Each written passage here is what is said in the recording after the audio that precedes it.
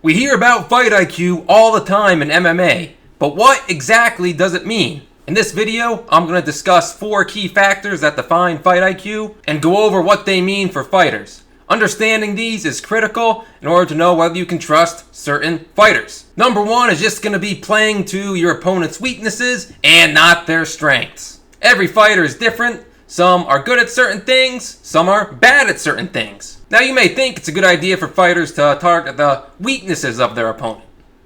And you'd be right.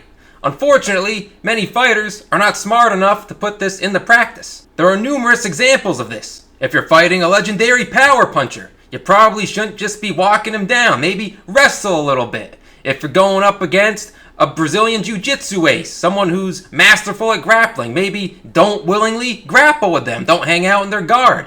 If you're going up against Carlos Ulberg, a proficient counterpuncher, hey, maybe don't just rush in blindly so we can KO you in the first 10 seconds. If you're fighting someone like Cesar Almeida, who couldn't wrestle his way out of a paper bag, I don't know, maybe just take him down a bunch of times? Oh, look at this, Oleksiejczyk's doing that, and he got a win easily. Who knew? Who would have guessed? Playing to your opponent's weaknesses helps you win fights. Number 2 is going to be understanding low success moves and energy conservation. There are just some things that don't usually work that well in MMA. Wheel kicks and Superman punches look cool, but let's be honest, they're seldom effective. Realistically, there are certain things you shouldn't do. I mean, do you ever see Alexander Volkanovski, a man considered to be one of the most technical fighters in the UFC, throwing all sorts of spinning nonsense? I mean, look at Ivan Cutelaba here. How is this going to help? I mean, this is not really doing anything. You're just wasting your energy.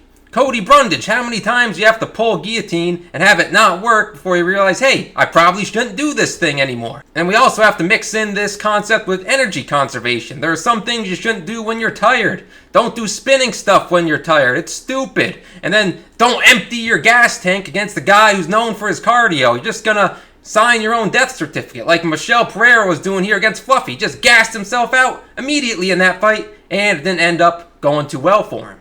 Number 3 is going to be circumstantial awareness. This is a big one. Just do the obvious thing you should do in any given scenario. You have to know what to do in various situations. If an approach isn't working, you should probably do something else. If it's clear your opponent is targeting something in particular, like a calf kick, you should adjust accordingly.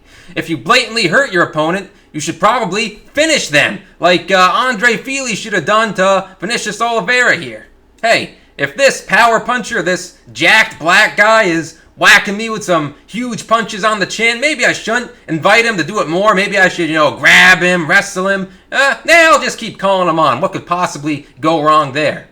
If someone's just circling away from me in the same direction, maybe I should cut him off. Maybe I shouldn't just follow him in a circle like a dipshit. If I'm someone who can't get back to my feet to save my life, like Tanyara Lisboa, if I get taken down and can't get up at all, maybe I shouldn't be throwing kicks against someone who clearly wants to take me down so they can, get on top easily. Maybe I shouldn't do that. I know Kevin Borjas has to be able to switch stances, even if he doesn't do it in training. I mean, you got to be able to do it on the fly here. You're just going to let Costa essentially leg kick TKO you? What are you doing? And we won't name names, but I remember when a certain guy from the Czech Republic with autism fought a guy who was on one leg and then somehow managed to screw it up. I'm not really sure. I don't know how something like that could possibly happen, and I'm sure it didn't happen to one of our favorite fighters, right guys?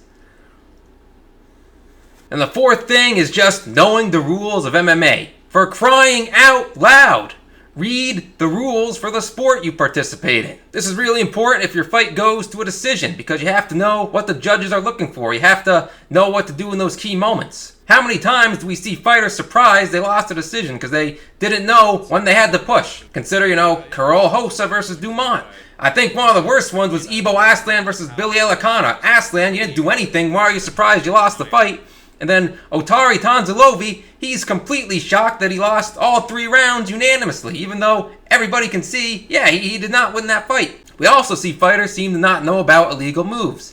You cannot headbutt people anymore. Now, I know Mark Coleman looked really cool back in the day when he was headbutting people, but it's not legal anymore. You can't do that.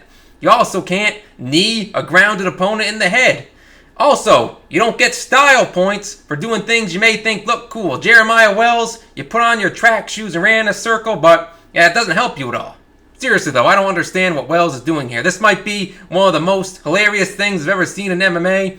And I think he's scheduled to fight Mick the Buck Orlby. I think we gotta put the house on Orlby. What's this guy doing? So in conclusion, fight IQ is essential for MMA. Don't get it twisted. It is somewhat of an intellectual sport. When you learn how to spot fighters who have bad fight IQ, you will be able to avoid losing so much money on them, as I unfortunately have. If you guys enjoyed this video, leave a like, subscribe to the channel, and leave me a comment. Is there anything that I missed? What do you think is most important for fight IQ in your opinion? I'll see you guys in the next one.